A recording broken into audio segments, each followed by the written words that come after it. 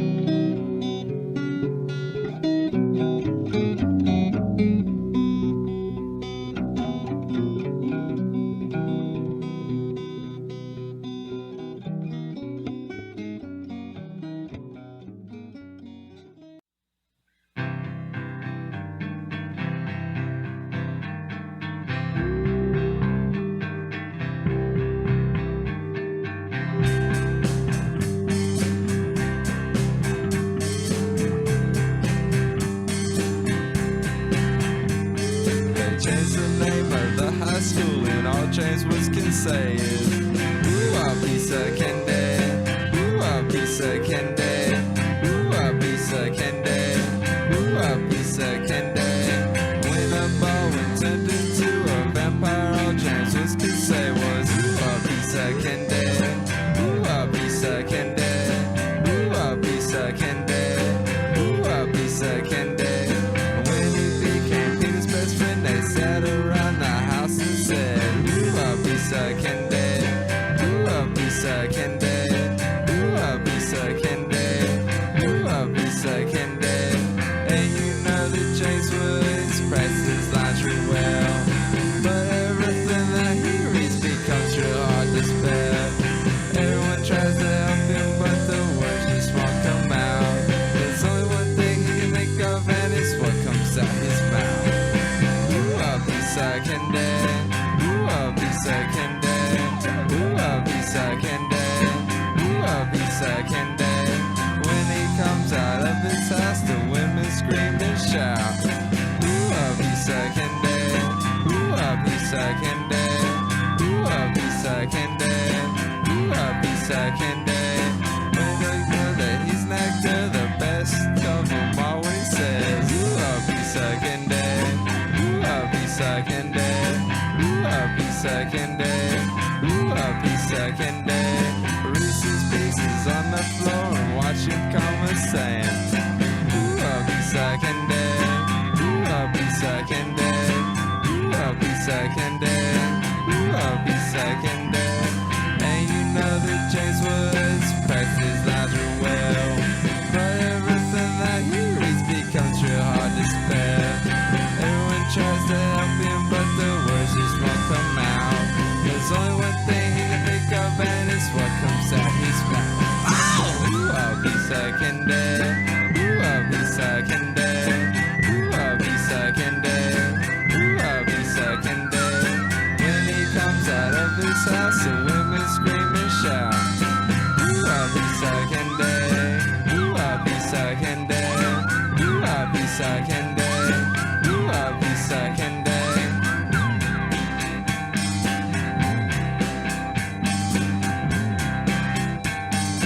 Ooh, I'll be second day.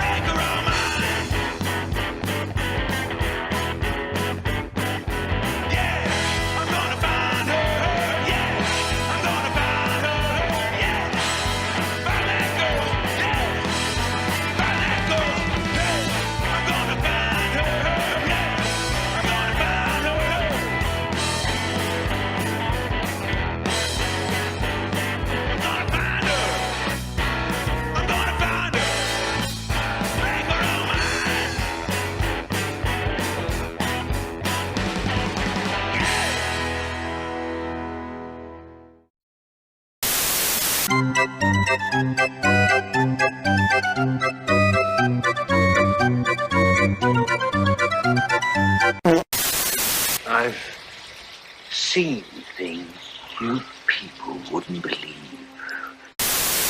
So, a creature for my amusement. Prepare for battle.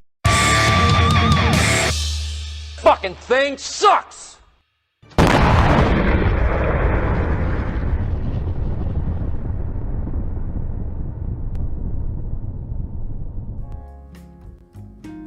Eyeball. That big ass eyeball. Going back and forth. Hello. Happy New Year, everybody.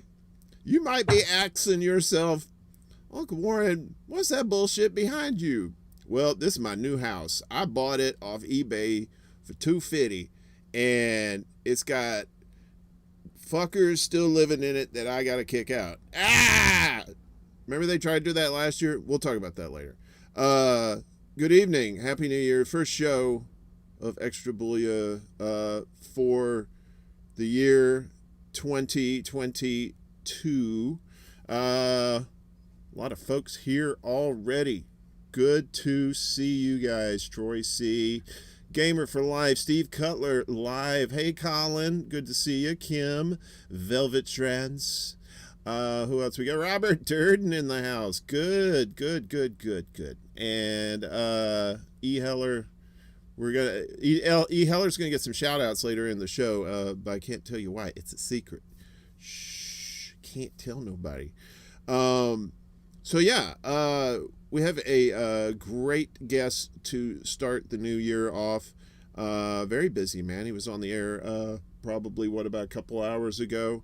And now he is here with us. He is the host of Hardlands Media out of Chicago, my birthplace, great town. And he is joining us right now, Mr. Cabello. Hello, sir. How are you this fine Thursday? It's good to be here. Finally, I'm on Extra Bulla, a dream come true. I've been petitioning hard to be on this show. I've been punching everyone left, right, up, and down. It's long over time that I'm here on this show.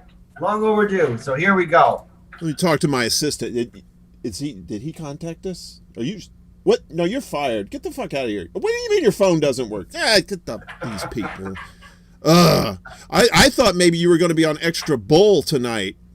Yeah, I fucked that up. I'm sorry. Is that Extra Bulla? I forgot to say Extra Bulla. I didn't. You can't remember one letter, Kit. Well, I didn't call your show Hide Lines Medea. You know. No. We've been called Heartland. People have called us Heartland Media a few times. We're like, no, Hardlands Media, dude, not Heartland. You should do a parody of your own show and you put on like a big cowboy hat and call it Heartland Media. Heartland Media. Well, yep, there we go. Those gosh darn liberals, those gosh darn everyone don't they get it? We need freedom. Freedom is freedom. Freedom is freedom. Well, listen, here's the thing. Heartland Media has to stay close to Heartlands because you know what? We'd be like, them gosh darn Democrats, don't they know how to win? They always keep on losing. And these Republicans, no, they're nothing but a bunch of city folk to me. Would you have the cowboy hat that says "Make America America Again" or something like that? No. It'd be like freedom is freedom. There you go. Freedom is freedom. Freedom fries. You remember freedom fries? Remember when all that went down? They wouldn't call them French fries because the French were doing some bullshit. So they call them freedom fries. I remember when people were pouring out French wine down the sewers.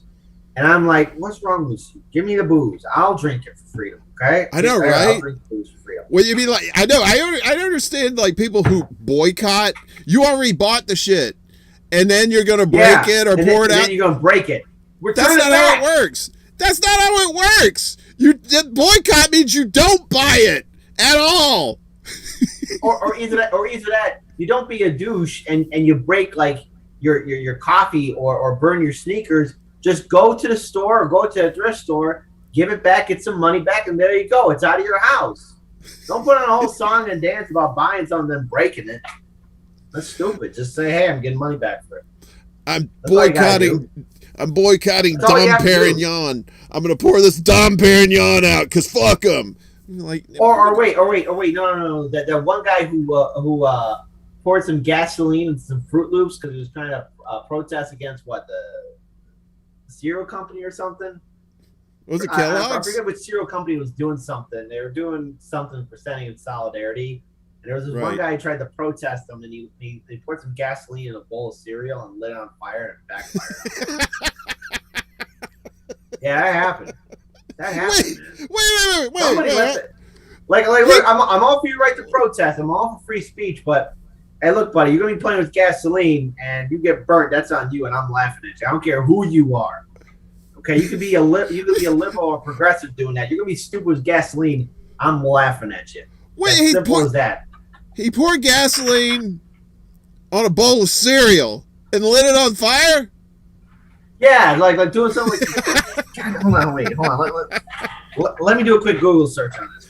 Let me do a quick Google search on this. All right, While so, you're doing that, I want to applaud you on joining us from back in the 90s in the back office of Blockbuster Video. I like that backdrop there. That looks like a Hey, quit hating in my room. This is fine. I But told yeah, you, man. it is an abandoned. People now know that I live in an abandoned Blockbuster building. So there you go. Blockbuster. It's always close to my heart. No, actually, tell you the truth, this is actually an abandoned Circuit City building. So there you go. Oh, that's terrible. I remember when Circuit City and all those went kaput. I was out in LA, and it was that. Let's see. It was. Oh, that's hello. the story. Okay. Oh, wow. What's the story? Let's hear it. So, okay. Well, let me make sure I get this correct because it's actually pretty disturbing what happened to this dude. All right. So, okay. So the Twin Cities man who gained national television attention this month for setting a box of Cheerios on fire outside General Mills headquarters in Golden Valley, has died of a heart attack. This article came out in 2018. Michael L. Lesner, 65, of Andover, staged his one-man protest over the cereal maker's support of same-sex marriage. So this is a guy who did a one-man protest, lit some cereal on fire with gasoline, and he died in 2018 from a heart attack. Wait, did he wow. die directly after that, or was it like? When did he die? When did he light the gas? Did the cereal and fuego give him the heart attack? All right, so what he did. Hold on, let's go ahead. So, oh God, that was a stupid video. So let's see, he did this, I think in 2012. Yeah, August 5th. That's when he did it. And he uploaded it to YouTube. Moments later, he lit the box on fire and the flames spread uncontrollably onto his lawn. Lesnar and his companions then ran off. So there we go. Wow. All right. That's what he did. There we go. Well, hey, play stupid games, win stupid prizes. He's lucky he didn't burn himself on fire because gasoline is not something to fuck around with, man. Oh well, yeah. That sounds like. I forget why I even brought that up. Why I brought up the dude burnt the gasoline. How did we have that conversation in the first place? Look, I'm the guy who's high, so I got a good reason why my memory's shot. So I don't know what's going on your end. Maybe the lead paint in that Blockbuster video that you're in, or that Circuit City. Circuit City. Actually, I was inside a Circuit City when it was shutting down. That place was being torn apart. Everyone was taking everything, even the fire extinguisher, the carts. Everything was to go, and I didn't know that Circuit City was going bankrupt at the time. But I was like, "Oh wow, oh no, what's happening in Circuit City? What's going on here?" And they're like, "We're filing for bankruptcy." It's like, oh, that's why all the good shit's already gone, because the store was like almost practically empty. Yeah. And there's man, always there's always that shit nobody wants at the end too, and that they always end up those things usually end up going to like like Lot Less or Big Lots or those kind of places, like these places that buy out liquidated stores. The same thing happened with us at Borders Books when I worked there. I worked there in 2009 over here on Wall Street. And they closed in 2011, and they brought in liquidators. I have fond memories of Borders. I used to go to the comic book section a lot as a kid and read all the comic book novels and the Japanese manga novels too. Good times. I would be there for hours on end just reading those books. Borders. Oh man. I was sad when they went too, because what replaced them? Because the one I used to go to was on a downtown area in Chicago, over there by Water Tower, and what replaced it? It was like this boutique shop that's there now. It's like, it's stupid. It seems Fuck like you, Amazon. Fuck you, Amazon, for killing the bookstore industry. Fucking Jeff Bezos. What's fucked up too is that Amazon, they pretty much they killed Borders.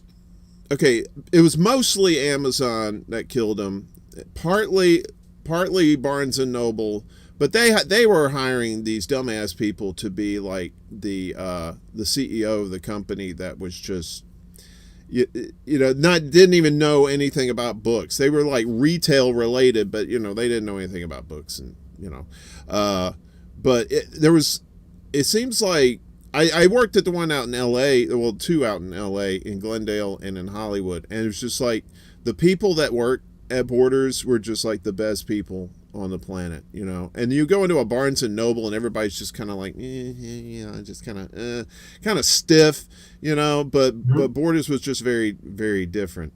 But it was like Borders was a lot of fun. I have a lot of good memories of Borders. I actually met a few celebrities out in LA. I got to meet Robin Williams at Borders out there. He came in. It was like one of my comedy heroes, right? And he came in and he was looking for a Red Hot Chili Peppers CD for his kid. And really? And I was Holy shit. Yeah, and the good thing was we had a cafe in the bookstore, right? And a lot of Borders had cafes, like especially the one downtown Chicago. Yeah. So he got the CD, but then he went to the cafe and got a coffee, just like a little cheapy coffee, and was like yucking it up with the guys behind the counter, and I think he left like a $50 tip or something like that, and people at Borders didn't make that much money. We like working there, but we weren't making that much money. So somebody throwing down a 50 spot, you're like, whoa, and it's nice to know it was Robin Williams. He was just like the super nicest guy. Wasn't like over the top or anything, but wasn't a dick either. But it's in those places like Borders, because you like the stiffs. The stiffs would go to like Barnes and Noble. And I'm not shitting on Barnes and Noble. I'm sure they got their their pros and cons, but I never worked there, right? They were always the evil empire to us until Amazon came along. But the shit and giggles part is now Amazon has brick and mortar stores. They have one over here at the World Financial Center. Yeah, so it's like, hey, we're online, but we got stores too that you can come in. So it's pretty messed up. No, I'm sorry, man. You just can't be doing that kind of bullshit with. You're going online, then when you get a brick and mortar store, chances are. See, this is also the same corporation that owns Whole Foods. Amazon owns Whole Foods now, and I've been noticing that there's been a lack of quality, especially at my Whole Foods, especially in Chicago. Like the standards have fallen so far lower at Whole Foods. Have you noticed that? Well, Because it just doesn't look the same anymore. I remember when Whole Foods actually used to do like free samples of food and shit too. I remember that. They stopped doing that. That was the thing that drew a lot of people in. When I worked for them let's see, it was like 2018. I was only there about a year and a half, and then I left because of COVID related stuff. But yeah, you could tell that there was a serious corporate presence there. They were like super strict with the rules about like just piddly stuff. You know, it wasn't like stuff you would normally think would be like kind of like, okay, this is kind of laid back, you know. But then they started adding the Amazon shoppers too. So, and that's what kind of freaked me out about working there at the time, was that there was us, our crew, then you had the Amazon shoppers, you know, for deliveries and stuff like that. And so we basically like doubled the staff inside this. We were in one of the smaller Whole Foods, and it was very claustrophobic. You know what I'm saying? Everybody was, and this was like right at the beginning of the pandemic too, when people didn't really know what was going on. People had masks on, but then some people didn't, and then some people didn't know what was going on, and they were like freaking out. And I get anxiety around being in like tightly packed areas with people.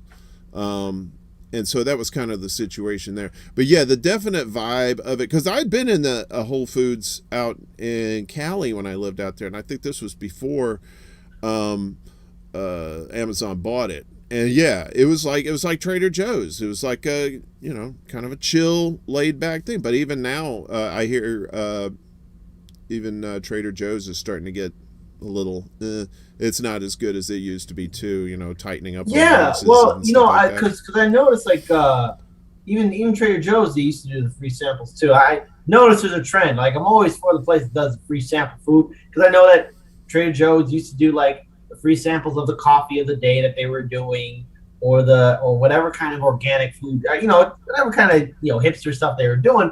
I liked it because, hey, it was a little chance to try out something, and, you know, you liked it, you got something. If you didn't, whatever, or you got just had some little extra snack along the way. And then they get rid of it. It's like, oh, well, fuck you, you. So seriously, fuck you for getting rid of that. You know, and you don't do that shit anymore. Get the fuck out of here. And they were and especially recently now they've stopped doing it because you know, they said, well, because of the pandemic, yeah. Pandemic, you know. So, but they were Costco still does it. Do they? Did they? Oh, wait, yeah. I think they do. Like, yeah, the samples. They do.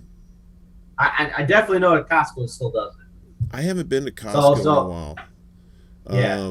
I'm trying to think when was the last time I was there. I think it was during the pandemic. I think it was like maybe the first year, that kind of thing. Well, during the first year they stopped, but like this year they're still giving out those free sample foods and drinks and whatever. Oh, okay. I haven't been in there in a while. I'll have to check it out. Yeah. Yeah. Oh, well, at least I know the ones on the north side and south side are doing that. So there we go. Let's see. We got this restream. Didn't Whole Foods reduce insurance coverage as soon as restream bot's trying to say something to vegan succubus? Hang on a second. I gotta fix this. We do it live. There we go. I'm doing it live. There we go. Let's see. So Vegan Succubus says, didn't Whole Foods reduce insurance coverage as soon as they were bought by Amazon? Maybe I'm remembering it correctly. I think she's they did right. that. Yeah, they did. They were definitely like, hey, fuck you for the benefits. They had part-timers could get insurance, and then they cut out the part-time insurance. And so, yeah, it was only full-timers could get it. So, and they were a little squirrely with... Yeah, they were a little squirrely with the COVID stuff too, because one of the policies was initially was like, if you had COVID or you were out for COVID, you could get 2 weeks pay, right? And I was out with COVID, right? I didn't know I had COVID at the time. I was at home, and then I lost my taste and my smell, and I was fatigued for about a week. And I took the 2 weeks off, and I went to the doctor after that because I was just like, well, there's nothing they can do at the doctor. They're just going to tell me to go back home and just go to sleep, drink fluids, that kind of thing. And so I went and I got the antibodies test, and it came back positive that I had COVID. So I took it to HR, and our people on the store level wanted to approve it, but the higher ups in HR said, nah, that you didn't get a note from you should have went when you were sick, that kind of thing. So I got screwed out of 2 weeks pay. So I said, oh, wait a minute, you can get unemployment for COVID? Peace, deuces. So yeah, so I the vibe there was just so, it's like I just felt bad for the people that worked there too. Just regular ass blue collar people. Just trying to eat, just trying to pay their bills and shit. And people started getting their hours cut. And here's the fucked up part too. And I don't think this had happened before Amazon took over. I have the people that do the prepared foods, like the little food bars and stuff that are in there.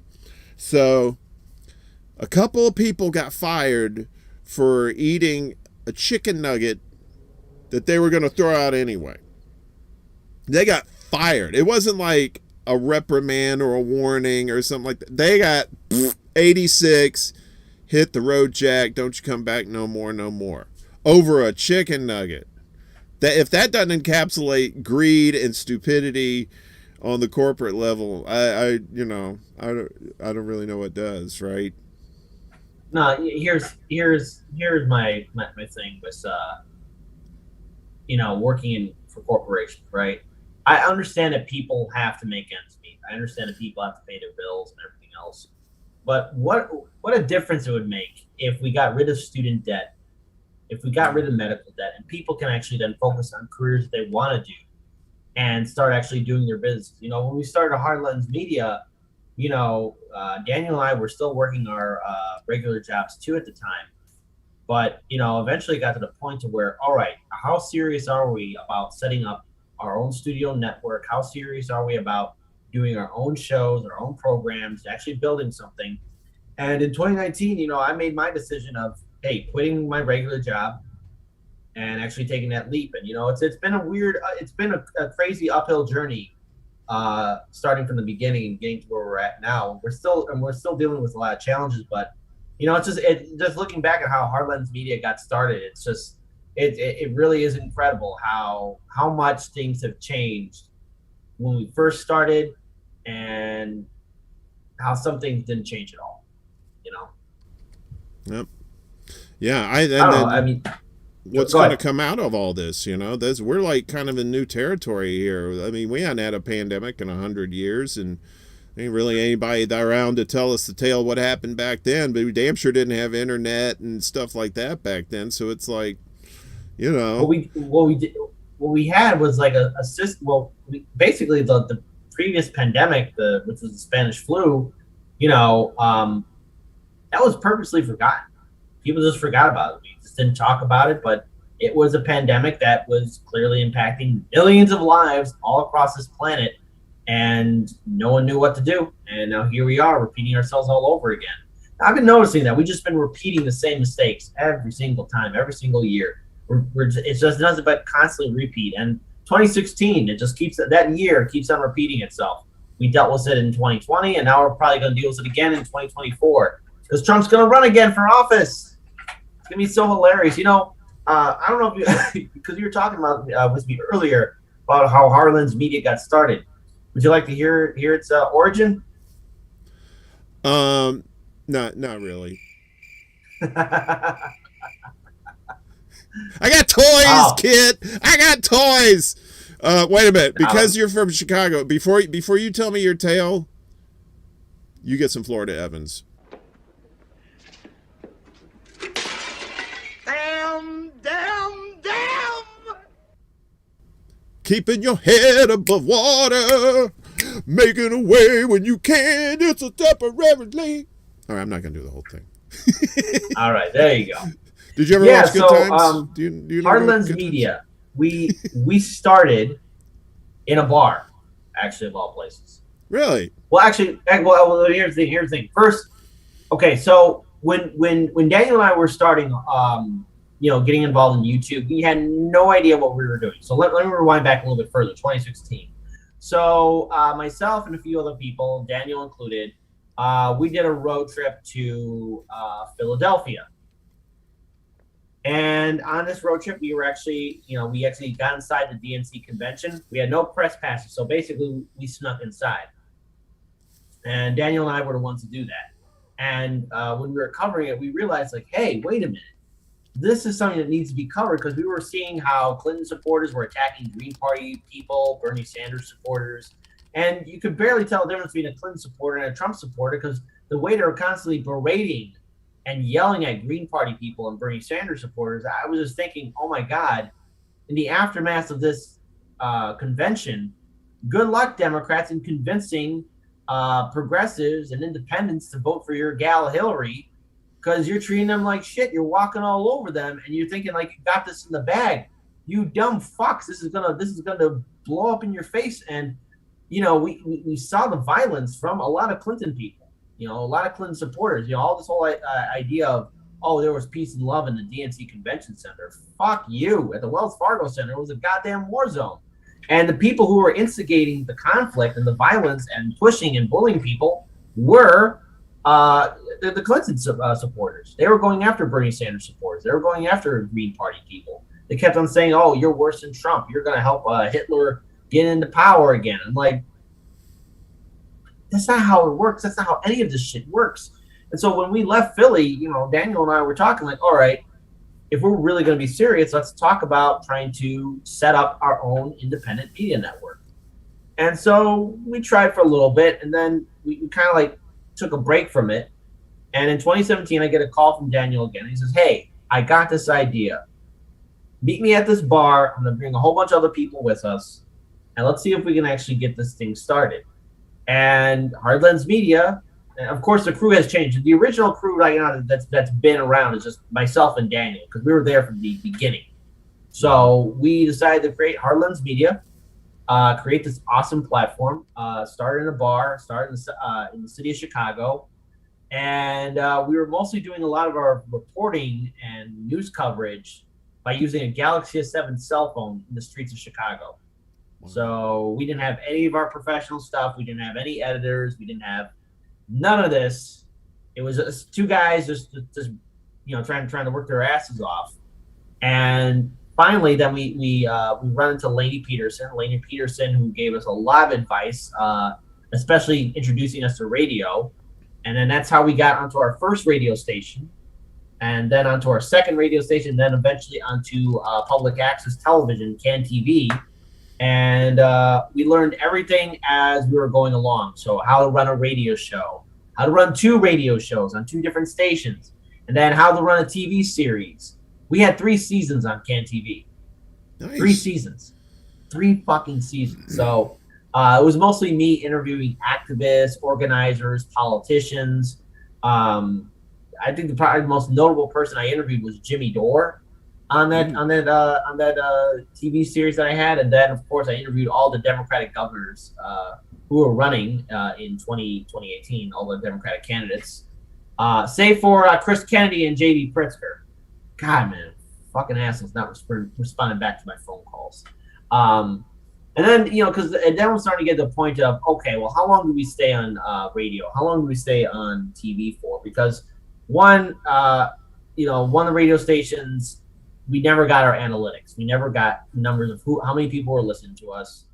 So eventually we left. And then the other radio station we were working at, it was just too expensive for us to really be, renting out their equipment or their studio. And it was CAN TV, it's public access television. So we decided in early 2018 to get onto YouTube, and we made that full transition. And by late 2018, early 2019, we actually were in Daniel's old apartment doing the show. And then we were able to save up enough money so that we can get to our older station. We were at 2019, 2020, the one that was way up on the north side, where we had the infamous brick wall. And, well, now it's gone. That place was awesome back in the day. That's a nice looking studio. I enjoy. I mean, I like what you got now. But the one you had before was pretty cool. You mentioned radio, and I'm an old radio guy myself from way back from the 90s, and I remember news guys that I actually transitioned to the local TV station there. Was doing like TV production, and then I ended up being like a producer, and I missed that, and radio is fun. Oh my God, is it? I mean, it's serious. I mean, first you got to make sure you have a team that's knowing what they're doing, because on both radio, I didn't mean to cut you off, but on both radio shows they were doing, it was like do it yourself. Mm-hmm. And thankfully we had a team of people that knew how to run the board. But when you got a good team that knows what they're doing with the board, because we were the most. I'm going to say this. I'm going to be a little arrogant here. It's going to be but it's rightfully so. This is the kind of one of the things where it's like, yeah, no shit, we were the most professional people at those radio stations, especially the first one we were at. We always cleaned up after ourselves. We always took care of everything. We always made sure everything was how it was when we found it. We were the ones that really had that place on lockdown. And I just got to say, it was fun being on radio. But the one thing that's annoying is dealing with managers or people trying to edit their opinions. That's why we're building our own radio station now at the new studio. Oh, really? Which is, again, I mean, because now looking back at it, we started off on the streets of Chicago, and now we have a nice, bigger studio spot, 5th floor view of the city, and it's just it's so humbling, and I just love everything that we do. I like love the everything train that we do there. I like that train stop in the background too. That's pretty nice. It's Wait, like what train stop? On your new on the new place that you can't really see it now because of the short days.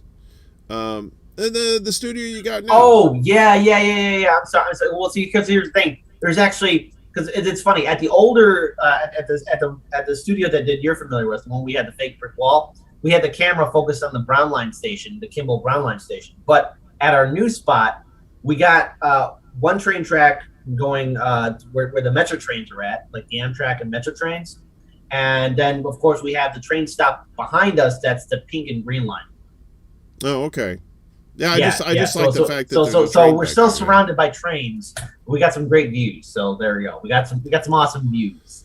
And then of course we had the whole city skyline behind us. And then in the summer we got that rooftop patio view, which is breathtaking. I mean, I really sorry.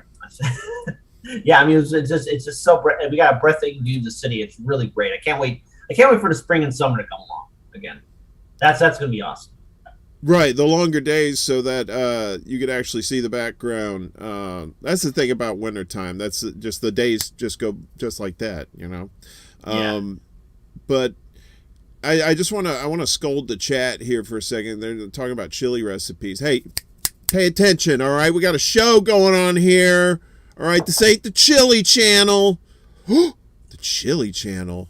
Ooh. All right, got to put that on the back burner for now. But there's one pressing thing we have to discuss. I don't know if you're aware of this, but I think you look like a young Bob Seger. I don't know if anyone's told you that or if you've read that in the chats where I go, oh, look, it's Bob Seger. We got the night moves, right? Because of the hair and the beard. Now, don't get it twisted. I'm not making fun. I got a little treat for you here. This is, I see a resemblance, right? He looks a little stoned. You look like you've been drinking a few. That's nice. But fair is fair. You look like young Bob Seger, and I look like old Bob Seger. So, there you go. A little too tall. Could have used a few pounds. So I can laugh at myself when I'm having funsies with my pals. So, it's all in good fun. Here's the thing. Do you want to know an interesting tidbit?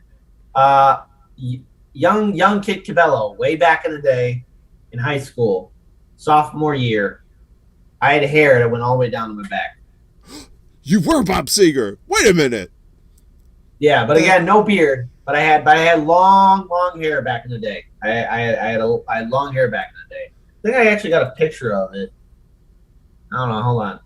Let me see if I can find it. Do I have it hanging up on the board? Do I? Hold on. I'm acting a little crazy here. Oh yeah, I see it. Now. Hang on. You want to go see it? Okay. See some long hair kit. Right. I'll be right back. Okay. I'll be right back. All right. Just like Dad, he went out for cigarettes, never came back. In the meantime, what the hell? Kitties! You gotta be shitting me. Oh, he's back. Let's see if I can zoom in on it properly. There I am, right there. Whoa. That's me right there. Look at those locks. Too zoomed out. Okay. There you go. That's not bad. I'm trying to think of who you look like there. That's me. That's my mom made that collage picture. Hang on a second. Let's see if this works. Here we go. Is Kid a rocker? Long hair for head banging. Yep. What happened, man? Those years just really wore you out, didn't they? Oh, scandalous! He's like, I didn't come on your show to be insulted, you fucker. Yeah, I did. What the fuck, man? No. What happened was obviously, I'm trying. That's what I'm actually trying. This is like my last hurrah growing out my long hair. See how long I can grow it for. Back in the day, I had long, flowing, luscious hair. Well, we'll see if I can make it happen again. But yeah, also the Marine Corps too. Because I remember I served some time in the Marine Corps, and I had to get all that taken off. Colin says you had sexy locks. That's nice. Yeah, very nice. I have long hair now. I've always had short hair my whole life, so I kind of did a reverse. But I remember when you cut your hair. I remember you it was just like regular length, and then you did it military style kind of a little bit, and then and then you've been growing it out ever since, right? Yeah. Now this time I'm growing it out, growing it all out. One last hurrah. Hurrah, growing it out. So there we go. It's good to have it during the winter months anyway. It's a nice extra heat on the old noggin there. I'm thinking probably I don't have AC in this place, and these New York summers are they ain't exactly chilly. So that I might have to do a little snippety snip on that, and but I'll enjoy it during the winter. But I think since it's already 8:47. I told you this thing's flying by, man.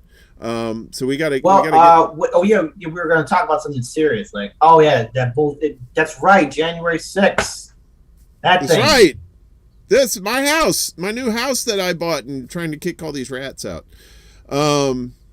Yeah, I was trying to avoid the tweeters today, but I couldn't help it, and it's just like, it's so. The humanity. Yeah, it's such a cry fest circle jerk, man. Honestly, but here's what pisses me off about January 6th. So you had, and the thing is, look, you had Convo Couch, you had Status Quo, you had there was another one, another person who was filming too, the January 6th riot. There was one more person. I'm forgetting his name. Well, I think there was a guy that works for Jordan Cheriton.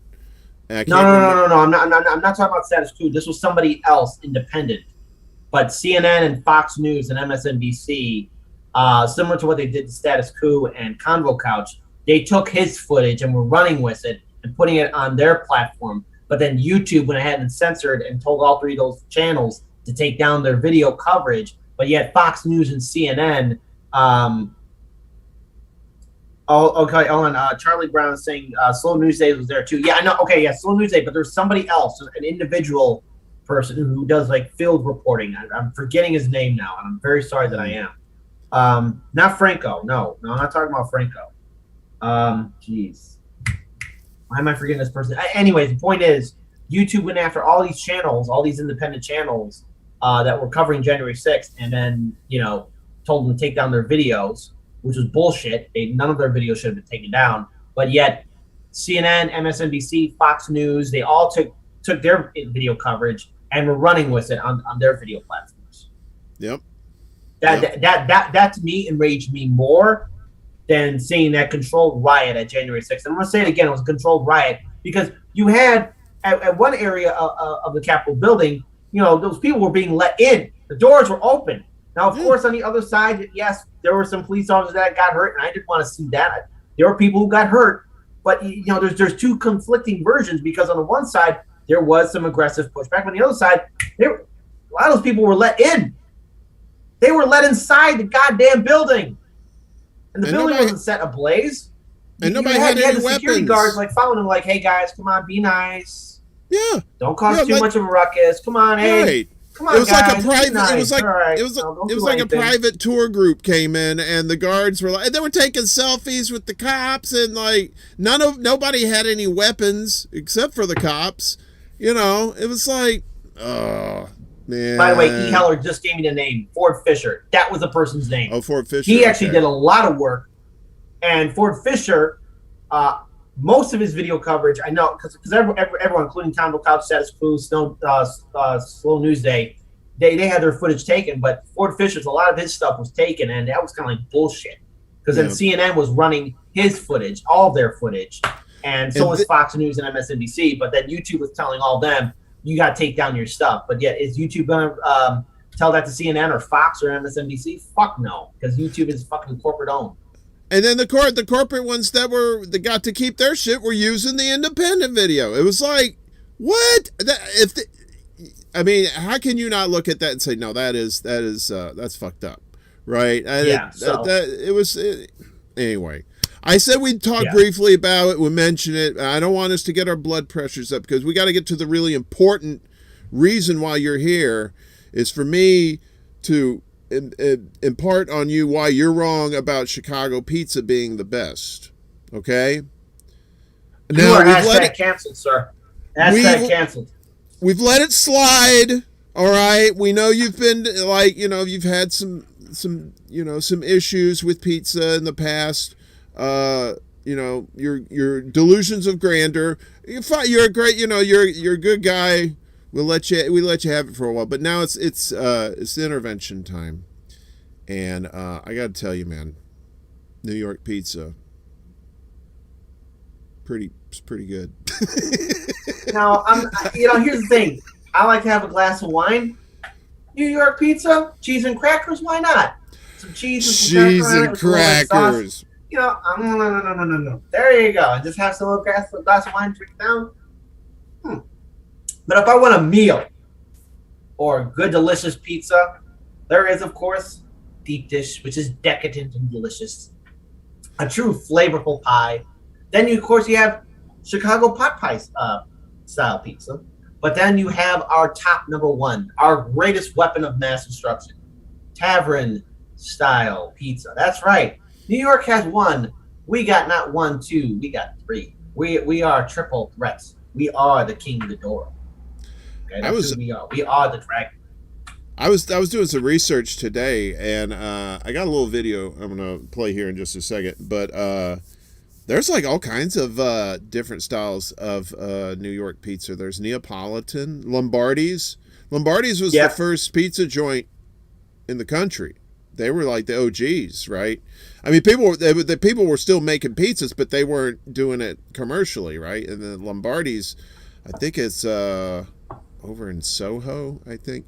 And I'll be honest with you, I'm not a real big pizza connoisseur in New York. You know what I mean? I will grab a $1 slice, and I'll fold it like Daniel says, like a taco. I don't give a fuck. Because that's what we do. I go to Costco for New York style pizza. You can't fold Chicago deep dish, so that means New Yorkers can do more. It's a meal. It's a meal that's you ready need to both go. hands. It's a meal that's delicious and filling and loving. You gotta eat it with a fork and a knife, like you're some sort of Nancy. What here? You got your little bib you put on there. You are eating like royalty. It Do you is, have it a is, it is bib? the food of the gods. Do you have It a is the food of nappy the kit? gods. And it has a pizza slice on it, so you're reminded of what you're eating? Listen, It's pizza cake! and you can tell Fiorella I said this too, that our pizza style is the best. It is a full meal, and she had the audacity to say, "Well, I didn't like." She went to the wrong spot. She said, "I was." Oh, the old wrong spot bit. Yeah, we know that one. She You did. totally went to the wrong place. Hashtag Fiorella needs to get the facts right. So there, people tell Fiorella I said this. Tell her I said it. Tell her I said it. Look, I'm just saying. I think she did not have the correct style of deep dish pizza. I think Pasta's the one who is actually from New York, so he knows about the New York pizza. And I'm actually here right now, but I gotta say, like, the fanciest pizza I've eaten here was probably a Neapolitan style, which is like a wood fire. They do a wood oven for those. Your dollar slices are your pretty much like, your gas ovens.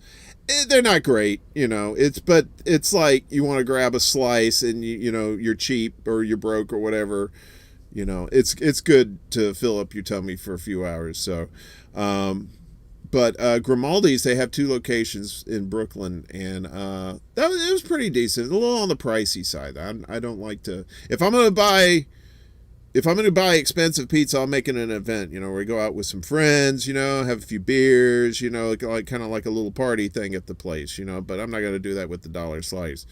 But I got something here. Let's see which one this is. Let's see. So I think this is the, wait a minute, that's not it. There's the deep dish. I got a few here, but I don't want to, have you heard of the deep dish ding dong ditch? You ever heard of that? What? You've heard of a place called Lou Malnati's? Malnati's, is that right? Yeah, Malnati's? now I heard that place. Yeah. So they do this thing. It's pretty cool. This is a little short video.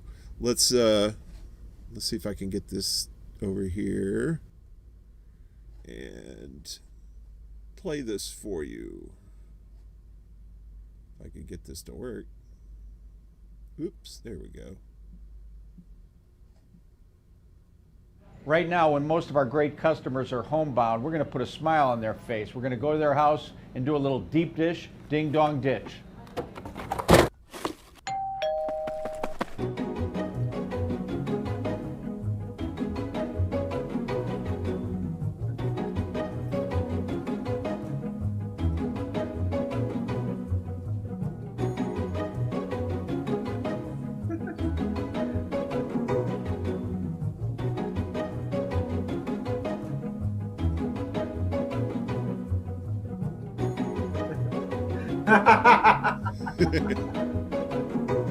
I'd be freaked out if somebody left me a box of shit like that.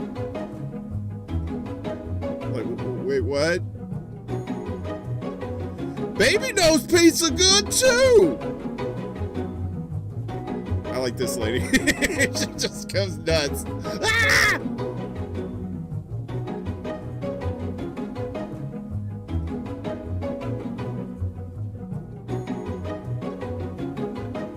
There you go.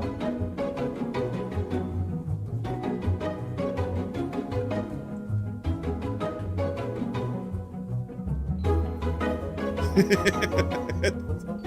the hell?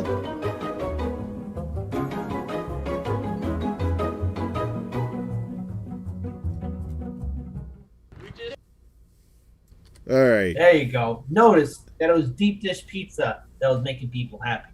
It's for world peace, gosh darn it, and Chicago's leading the way. If more people understood this, can Fiorella's New York style pizza do that? The answer is no, it cannot. And it is a scientific fact. There's no debate, no feelings. I'm using my superdelegate vote on this. Forget democracy. I win. Debate is over. Thank you, folks. You've been a great crowd. Bye, everybody. Well, I wasn't expecting that to happen so soon. So, I got to tell you though. No, I well, all kidding aside, I love me some Chicago pizza. I am not gonna lie. Like, look at this stuff here.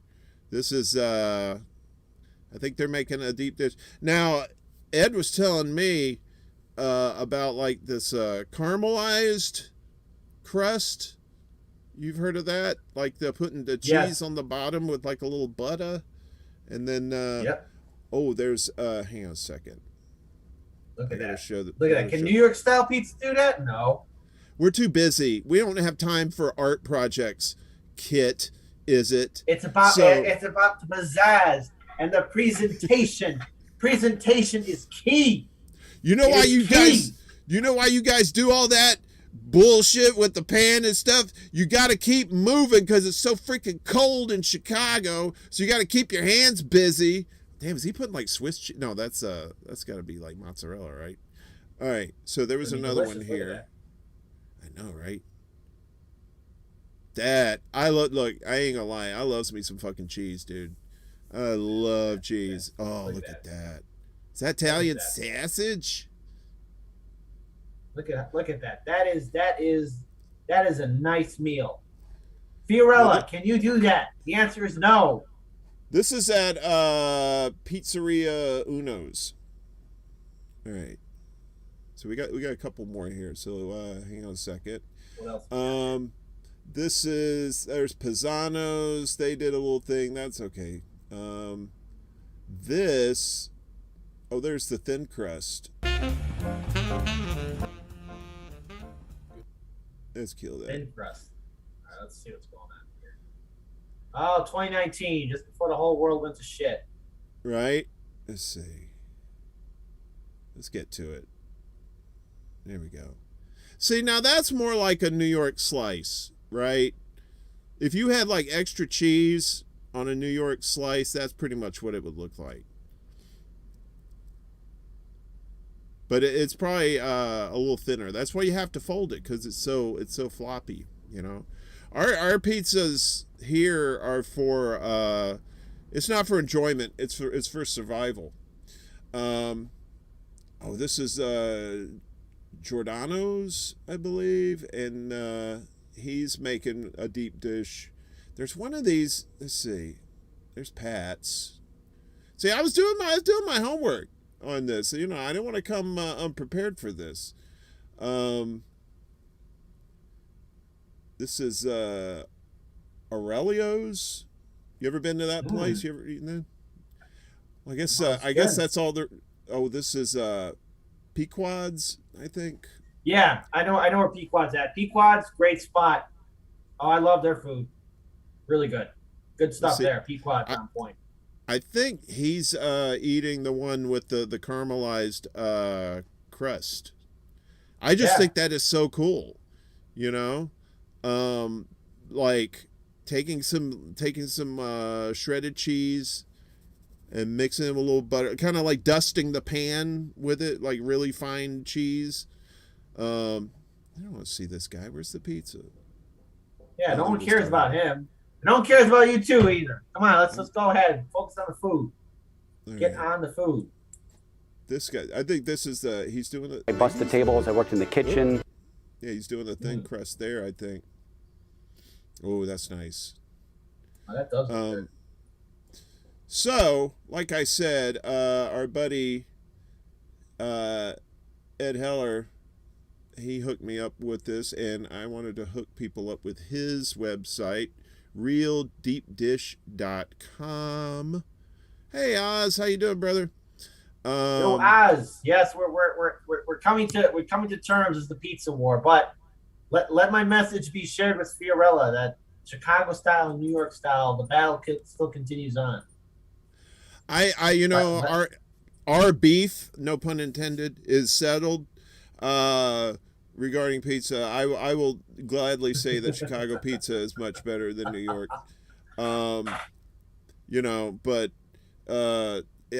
Pasta though, he's going to be a tough sell. Hassan Fee need to understand that, you know, they lost a debate, and I'll never forget when Fiorella posted that quote unquote poll, which is better, Chicago style pizza or New York style pizza. I have to say, I'm questioning the election integrity of that poll, where somehow New York style pizza won. I don't. Have you ever had New York style pizza at all? Yes, I have. I've been to New York twice, especially my first time there. Well, when I was working a summer job there. So yeah, they had plenty of New York style pizzas, but Chicago, Chi-town. Now wait a minute, hold on a second. You didn't go to like a Sbarro or anything like that, did you? Because that's not New York pizza, all right? You didn't go to like no. Domino's or. Do you remember the joint you went to? You don't remember the joint, do you? No, I don't. It was a regular mom and pop joint, like a regular small business. I forget where it was at, but it was really delicious pizza. Everything was cooked on it properly. It was just like a small business. I hope it's still around. But last time I was there was like in 2012, and it's 2022 now. So I hope they're still there, knowing how a lot of small businesses, especially restaurants, were fucked over during the pandemic, especially during the lockdown. I mean, restaurants really got hit hard, really, really badly too.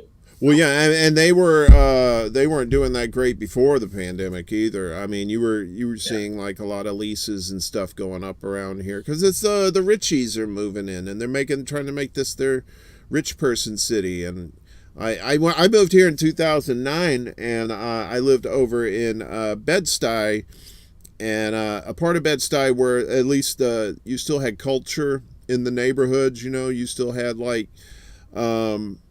Different like fruit stands and different kinds of different things that you don't really get in a gentrified area. But since I've moved from that area, that's all, it's all going to hell. New York is just too expensive to live here, and it's just sad because these businesses like these mom and pops, these little hole in the wall joints, or having to fault, the places that are in the really, really tiny spots might be holding on if their food's really good and their rep's good, that kind of thing. But, some of these bigger places, what are you going to do? But, and like I said, we don't know what's going to happen after this year. We just started, so crazy times. Well, here we are. I'm not going to keep you much longer. You whooped my ass over the pizza, and I probably deserve it. I like to learn. I like to be educated. So and it's all good, my friend. But spread the word. Tell Fiorella and Craig they're next. No, I'm not.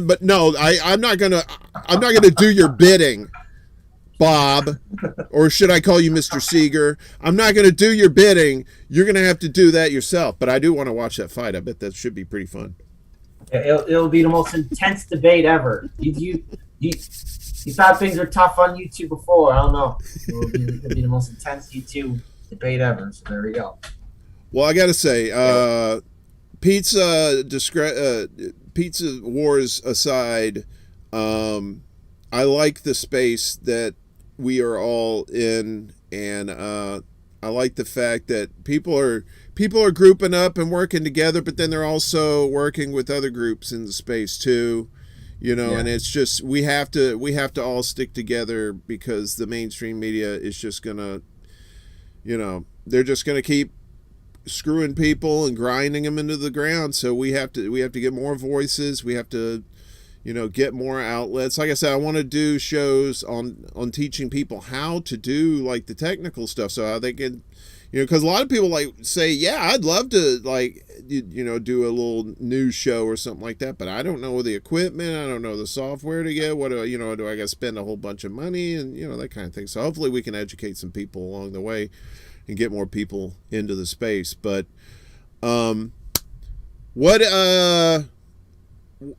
so you do Hardlands Media 5 days a week, right? You Monday what else through you got? Friday at 5 p.m. Central Standard Time. Right on. And is there anything new for 22 as far as what is it? 99. What's the 99 perspectives at the studio? Well, yeah. here's what's happening at the studio. Lainey Peterson and E. Heller and Jerry have been really integral. Phase 2 has also been participating in the building of our radio station, World Perspectives Radio, World Perspective Chicago Radio.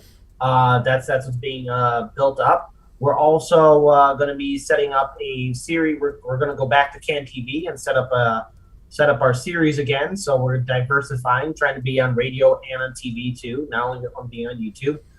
We are working on doing some Rockfin only exclusive content. So we're going to start uploading some exclusive Rockfin stories that we can't talk about on YouTube onto Rockfin. And of course, we're going to still have our YouTube channel, our Odyssey channel. We're going to be live streaming on Rockfin, Odyssey, and YouTube. And we're working on a few other things too. There's one project that we are working in collaboration with, but it's still on the drawing table. I can't talk too much more about it until I get the signal from a few other people that it's going to be happening. Until then, it's a nice dream, but if we can actually get it going, it will be really beneficial to Hardlands Media. So but again, for 2022, radio, TV, also growing our other YouTube channels too, Chicago Reacts Movies and TV, and of course our Twitch channel, Chicago Plays. We're growing everywhere. 99 Perspectives. It's not going to stop anytime soon. So be sure to check us out, and we invite all of our colleagues, be they in the Mikasu Casa Network, Congo Couch, Slow News Day, Nico House, and Indie Left, all of them. If they all want to visit us in the studio, more than welcome to. Doors open. And we're always happy to do some collaborations too with all of our fellow colleagues in independent media. So let's push forward and make this happen.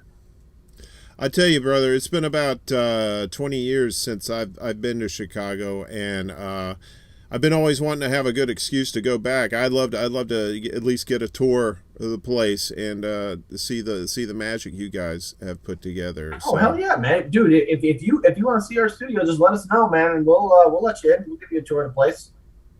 All right. Let us know when you stop by. Doors open, buddy. We got you. Usually when I'm out and about, though, I kind of look like a homeless Bigfoot. So, if you see like a scraggly guy at the door, don't worry. It's cool. It's me. Don't worry, man. We got you. It's all good. Look, when you see the studio, because Craig Giardula actually had a chance to check out our studio, so he saw firsthand what we got. Craig, Mr. New York Pizza guy. You let him in the building? Yeah. Boy, that was a big mistake. Now he knows all your secrets. He knows all your secrets. Well, no, not really, because he just saw the beginning stages, because we're still doing our construction in our studio, so he hasn't seen everything yet. So there we go. He's going to use that against you. I'm just saying. Anyway, I digress. Before you go, let me shout out the chat, everybody that came out tonight. E. Heller, Radical Leftist Agenda, Gamer for Life. He's like Visa. He's everywhere. I love Gamer. Velvet Trance, Colin, good to see you, brother. Who else is in here? Your boy Spittin' Venoms. What? He's in here too. We got the whole Hee Haw gang. Vegan Succubus, Steve Wolfbrand. He's another one. He's always out and about. I love seeing those guys. Charlie Brown's Rebellion. I think I said Ed. Ed's in the chat. Obviously, I made him a mod, and now he's gone amok. So I think he's turned the chat into some sort of robot wasteland, which is fine. We got a broom and we got one of those Roombas we could probably clean it up with. I believe I got everybody. I know Troy was in here. Oh, Oz, our brother Oz. Good to see you, brother. And so I just do this by scrolling up. We do it live. Kit, you're an awesome guy. I'm glad we got a chance to sit down and talk about this. Not just the pizza, the other stuff too. Probably got a lot more stuff to talk about. Maybe have you on again sometime. Maybe let me know when, and I'll try and come on board. What I would love to do? I want to have a boys' night, a Chicago boys' night, with you and Daniel and Jerry, and maybe we get Ed in the mix too. I think that would be fantastic, and I'll host. So you guys want to just bring beer. That's fine. I'll have the hors d'oeuvres. Don't worry about it. And I'm looking.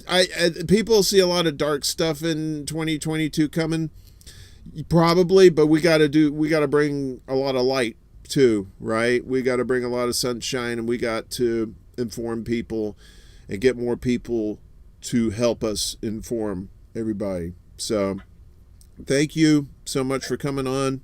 And hang on a second. I'll give you a proper goodbye in just a moment, okay?